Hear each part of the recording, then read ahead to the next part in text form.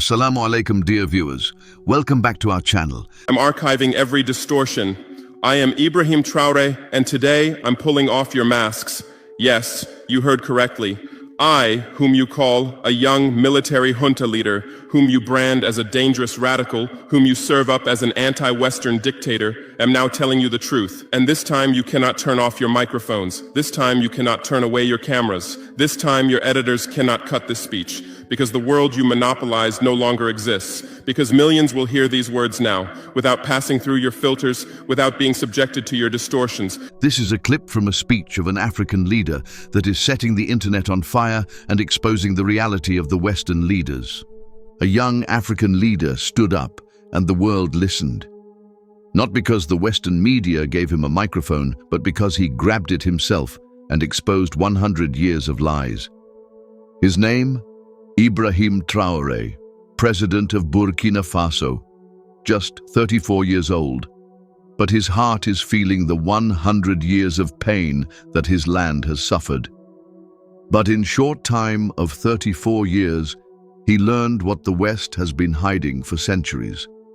He began his speech not with fear, but with fire. Today, I'm pulling off your masks. He spoke to the world's most powerful media empires, New York Times, BBC, Le Monde, The Guardian. And I understood that the Africa you showed us wasn't real. The story you told us was a lie. The fate you imposed on us was a script you had written. For years, how have you portrayed Africa? How have you shown it? How have you sold it to your viewers? As if we were creatures who had no share of humanity. As if we were savages left outside of civilization. As if we were wretches waiting for you to save us. Every day, every hour, every minute, the same story plays on your screens. Hunger, war, disease, corruption, terror, chaos. These are the words that come to mind when Africa is mentioned. In your Africa dictionary, there are no other words. No hope, no success, no development, no resistance, no honor, no pride, no victory. So I ask you, New York Times, Washington Post, Guardian, Le Monde, have you ever made Africa's successes your headlines? How many times have you written about Rwanda's technology miracle? How many times have you shown Ethiopia's reforestation project? How many times have you praised Botswana's democratic success? How many times have you described Kenya's entrepreneurial ecosystem? No, because these don't fit your scenario. Your Africa cannot be successful. It cannot, because then how will you legitimize your exploitation? Because for too long, Africa has been seen through a distorted lens. The Africa they show us. Children with flies, starvation and death. But the Africa they never show? Rwanda's tech boom, Ethiopia's green revolution, Botswana's democracy, Kenya's innovation? Because a successful Africa doesn't serve the Western narrative. Ibrahim Traoré exposed the truth with undeniable facts. 70% of the world's cobalt is in Africa. Phones, laptops, Teslas depend on it. 90% of platinum, 30% of gold, 65% of diamonds, 35% of uranium used to light up Paris, but Africa remains in the dark. But our villages have no electricity, and you still ask, why is Africa poor? No, the right question is, how was Africa kept poor while being so rich? Here's your answer. Colonialism didn't end, it changed shape. You used to come and occupy our lands. Now you come and establish companies. You used to take by force. Now you make agreements. You used to rule with the whip. Now you rule with credit. Let me give you concrete examples. With numbers, names, dates, but you'll never write about these. Glencore, Swiss-based mining giant, extracting cobalt in Congo. 2022 revenue, $256 billion. Tax paid to Congo, $500 million. That's 0.2%. Is this justice? Rio Tinto, British-Australian mining giant, extracting bauxite in Guinea, 20 million tons annually. What's left for Guinea? Environmental pollution and cancer. Total, now Total Energies, French oil giant, extracting oil in Angola, Nigeria, Congo. 2022, profit, $36 billion investment in Africa, dirty pipelines, Anglo-American, founded in South Africa but now in London. Diamonds, platinum, iron, taking everything. What it left in South Africa, 6 million unemployed miners. And these are just the tip of the iceberg. Traoré outlined the five-step system of modern colonialism, which is going on behind closed doors to keep Africa always under the feet of the world. Number 1, corrupt the leaders. Buy their loyalty with luxury and offshore accounts. Number 2, exploit the resources, 99-year deals, tax exemptions, no environmental rules. Number 3, control the infrastructure, railways only from mine to port, no roads for the people. Number 4, militarize and silence, private armies to crush protest. Number 5, own the narrative, corporate media to keep the world blind. Every year, $88 billion is stolen from Africa through shady deals, but only $45 billion is given in aid, which gets reported everywhere. The truth is that Africa is not receiving aid. Africa is giving aid. And the world? Silent.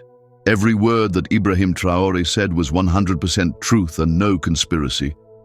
It is true that Africa is always shown as broken roads, huts and starving children, only because to shape a narrative that Africa is always dependent upon the Western countries to survive. For hundreds of years continuing till today, Africa is being looted of its resources and being kept poor deliberately. But why? Because just as colonialism never ended, racism too never ended. The Western world will never let Africa rise and compete with them, as their racist ideologies will never let it happen. There is no place for racism in Islam. If Islam would have been followed by everyone, there would never have been a problem of racism that the world is still dealing with. Prophet Muhammad sallallahu alaihi wasallam said, "O people, your Lord is one and your father Adam is one. There is no favor of an Arab over a foreigner, nor a foreigner over an Arab, and neither white skin over black skin, nor black skin over white skin, except by righteousness. Have I not delivered the message?" Africa is that oppressed voice that has suffered racism since ages, and Allah is not unaware. Ibrahim Traoré is a devout Muslim and has shown exceptional bravery and skills as his leader of Burkina Faso. After his recent public speeches, which exposed the Western hands in exploiting Africa, has made him a threat in everyone's eyes. They fear Traoré not because he has power, but because he can't be bought. He wears no gold watch. He doesn't fly in private jets. He doesn't speak the language of globalists. He speaks the language of truth. And perhaps he remembers the words of Umar ibn al-Khattab, radiyallahu anhu. How can you enslave people when their mothers gave birth to them free? This is not just political. This is a new form of slavery the West has imposed on Africa. Islam teaches us that the greatest jihad is to speak the truth to a tyrant. And Traoré did just that. He questioned the so-called free press, which are the slave of the Western leaders and are equally responsible for building a fake narrative about Africa for years. Why? Because you're not free press. You're corporate press. Your bosses are billionaires. Jeff Bezos bought Washington Post. Why? For love of journalism? Rupert Murdoch's media empire. Fox News, Wall Street Journal, The Sun, The Times, all from the same hand, all giving the same message. West is good, others are bad. Think for a moment. Isn't this the same narrative that has been fed into our minds forever? Ibrahim Traoré, in a few minutes, tore away the lies and deception of the Western media. For stating the truth, one needs to be ready to pay a heavy price, which the Western media doesn't want to pay. But silence comes with a heavier one. These words that came out of Ibrahim's mouth are the truth that the media won't show.